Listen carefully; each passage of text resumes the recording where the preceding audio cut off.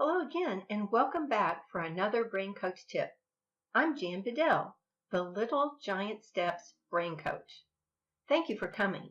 There seems to be an ever-increasing number of you visiting these podcasts, and I appreciate your confidence in me to spend your valuable time here at Brain Coach Tips.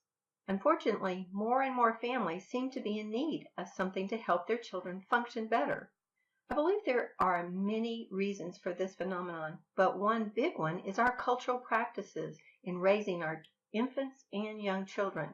If you choose to study the neurodevelopmental approach for life, you can help to reverse the curse of learning struggles and disabilities and release your loved ones to their full potential.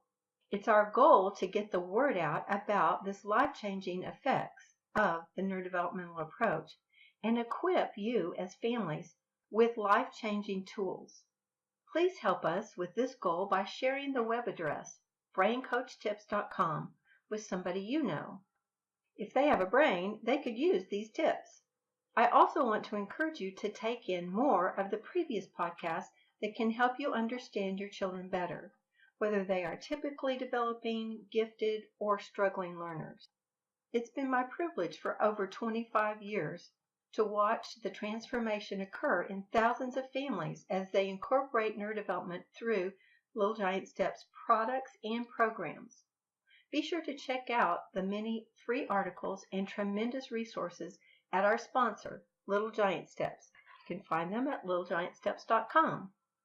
Parents continue to report amazing results, which is wonderfully gratifying. My prayer is that you can see some great results through the information that I share here each week. Today we're talking about one of the newer labels that have come out. Now there's lots of labels for children, and that seems to be what we want to do, is label children. One of the latest ones is CAPD. If you have listened to me much, you know how I feel about labels. For those of you that are new to the Brain Coach podcast, I just want to tell you our philosophy. We believe that every label is typically a list of symptoms, and if you have a certain number of those symptoms, then they put that label on you. But oftentimes they don't do anything other than label, and that's the frustrating part.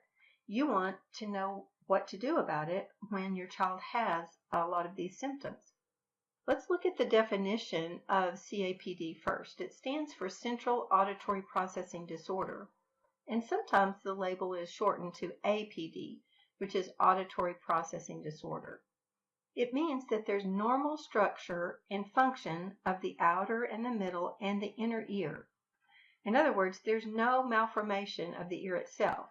However, the person can't process the information they hear in the same way as others do, which leads to difficulties in recognizing and interpreting sounds, especially sounds composed of speech. So this can cause all kinds of issues with reading if you can't tell those tones, and also with speaking and understanding speech. Another aspect of this label is a person's ability to hold sufficient information in sequential order in one's auditory short-term memory. We call that sequential auditory processing. We're going to talk about both of these here. This one is where you hold the first piece, second piece, and third piece together and can remember those in a sequential order. In my research about what others think about this disorder, I found that experts in the field think that these difficulties arise from a dysfunction in the central nervous system. As a neurodevelopmentalist, this last statement is totally accurate and a bit of an understatement, as we know the brain controls everything that you do, and the brain is a big part of the central nervous system. We'll explore the symptoms, and I want to help you understand what some of the developmental causes might be as we go through our discussion today. I also found that researchers call this condition a disorder. Now, what does that mean? Well, the definition of a disorder is a physical or mental condition that is not normal or healthy. To me, this just means there are inefficiencies in the brain that can change with stimulation. And that's because God gave us an amazing ability in our brain, for when it's stimulated, it can change and produce new pathways that bring new function. Let's do a little background. The cochlea of the ear, that's the hearing part of the ear, it's developed at 20 weeks gestation, producing hearing in utero. It's the sense organ that translates sound into nerve impulses to be sent to the brain through the auditory nerve. Now, this nerve is connected to 9 cranial nerves, so it's very important to the overall development of a person. Hearing starts in utero, but the central nervous system continues to develop for at least the first decade of life. Now, this can be a big problem if the child is prone to ear infections. So if they have a lot of congestion and they have fluid on their ears, this could be a real problem changing the tones that they hear. If you want to know more about that, I did a podcast last week about ear infections. It's number 39. You want to check that out if you have that issue in your home. I've worked with many parents that had children with these kinds of issues, the auditory processing issues, and they have a common thing. They often wonder if the child has the correct hearing, and they always take them to get an audiogram to test for their hearing, and they find that their hearing appears normal, but there is something definitely wrong. Other symptoms of auditory processing are having trouble paying attention to and remembering information presented orally. This may cause them to be visual learners because of that. In the podcast Foundation of All Learning Styles, number 8, you'll find out more information about that because it's really important for certain information to come in the different channels, so you want them to be good at all the learning styles. Another symptom is that they have trouble carrying out multi-step directions given orally. They often need to hear one direction at a time, and that's the coping and compensating that's usually directed by people that are experts in this field. They want you to cope and compensate. We suggest that you do something about it so they're able to take in more of these multi-step directions. We're going to be talking about the solutions soon. Another symptom is they have poor listening skills. They oftentimes need more time to process information. I had one client that had this teenage daughter, and she would tell her something something pretty simple, and she would just encounter this blank stare and a very slow response from the child. This was very frustrating for the mom, and she was thinking that it was a behavior thing. But what was happening is this individual was trying to fill in the gaps of what was not understood when her mother said something. So if she said a particular word and it didn't make sense, the brain kind of gets stuck there, has to interpret it by context, and then they can respond. So if you find that you have an otherwise obedient child, but sometimes they just get stuck and can't answer you, you might consider that this is an issue for them. Another thing that happens with this disorder, they have low academic performance. This can also get them other labels from these inefficiencies or a combination of this and other inefficiencies. They often have behavior problems. This may be interpreted by the parents as behavior if they can't follow directions, for example. Then you may just think that it's a behavior issue. They often have language difficulties. They confuse syllable sequences and have problems developing vocabulary and understanding language. They have difficulty with reading, holding pieces of information together, especially if they're learning to read with phonics, and you can imagine the compounded effect if they're not hearing the sounds correctly and they're trying to sound out a word. It wouldn't make sense at all. They often have comprehension issues. Again, that's holding the ideas together. The whole thing about auditory processing is holding pieces of information together and getting those tones correct so that they hear the right thing.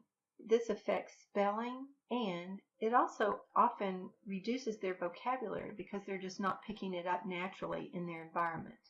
If there's trouble with speech sounds and understanding speech sounds, in the neurodevelopmental realm, we call this tonal processing issues. So the ear is hearing, but the brain is not interpreting those sounds correctly.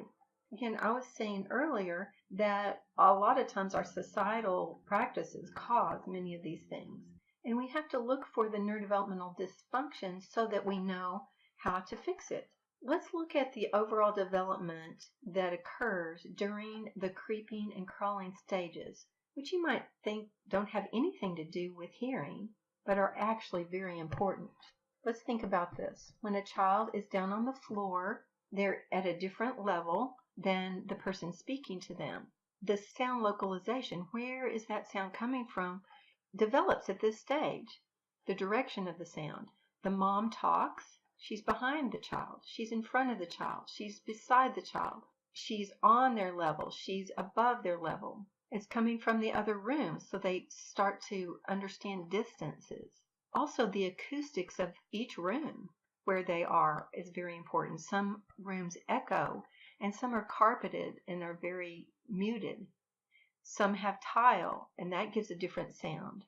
There's these special perceptions or tones come from exploring while you're on your hands and knees, banging on pots and pans, or banging on plasticware. That's totally different. So the person's ability to be free to roam and take in information auditorily is very important at this creeping and crawling stage. Now you may say, oh, my child's way past that and they have this issue. Well, it's never too late to develop this part of your brain. One thing you can do to help is have the child crawl and creep and have audiobooks playing. Like if you had a hallway and they crawled up and down, you could have some audio playing at one of the doorways. So they're going to hear it from the right and from the left. When they go back the other direction, they're going to hear it close up and far away. So those things really help. And if they're doing audiobooks, those are voice tones that they can really pay attention to and help develop that. You can also do it in a room and just have it on one side of the room. You have to remember the brain's plasticity. It's never too late. And if you're not familiar with that term, brain plasticity, listen to the Brain Coach Tip podcast number 19. It's called Neuroplasticity. It's not a rubber band. Other things you can do to directly stimulate the auditory nerve is through music. We encourage you to use Mozart and good headphones. I'll give you more information about this at the end of the podcast. The other thing I mentioned in this umbrella of auditory processing issues, or central auditory processing, is auditory sequential processing. That's holding sequential pieces of information together in the right order. That's another possible component of this disorder. I've been going to homeschool book fairs for about 25 years, trying to get the word out about auditory sequential processing. I call it the best kept secret in education, and that's what it was for about 15, 20 years. Now, so many people know about it because it's gotten to epidemic proportion and affecting our whole society. I believe a lot of this sequential processing issues or these struggles have developed because of our societal practices. Look at what we do now. We do everything visual. We watch TV, we do computer games, we do texting instead of talking on the phone.